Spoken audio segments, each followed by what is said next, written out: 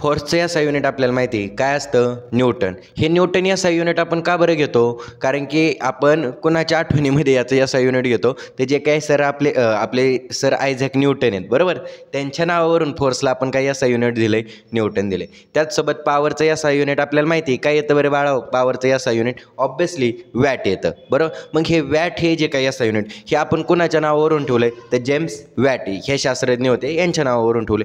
पण कधी विचार केला का की टेम्परेचर आहे बरोबर, टेम्परेचरचं जे काही एसआय युनिट हे काय येतं, केल्विन येतं. आपण मोस्ट ऑफ दी केसेसमध्ये म्हणजे न्यूमरिकल ज्यावेळेस सॉल्व करतो त्या न्यूमरिकल्समध्ये आपल्याला मेन्शन केलं जातं की temperature always taken as a kelvin बरोबर. मग कधी विचार केला की टेम्परेचरचं हे एसआय युनिट आपण केल्विनच का घेतो, तर केल्विन हे जे काही एसआय युनिट आहे हे कोणावरून पडलं, तर ते जे काही शास्त्रज्ञ होते ते होते विल्यम थॉम्सन.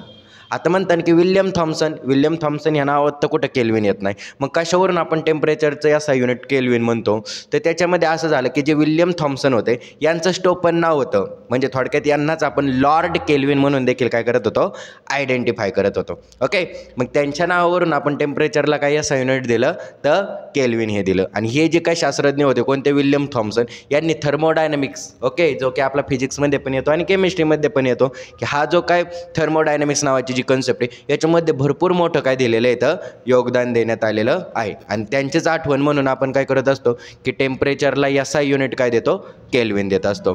थँक्यू. ही माहिती तुम्हाला याच्यापूर्वी माहीत होती का नव्हती ती मला चॅट बॉक्समध्ये किंवा कमेंट बॉक्समध्ये मेसेज करा. Okay, thank you.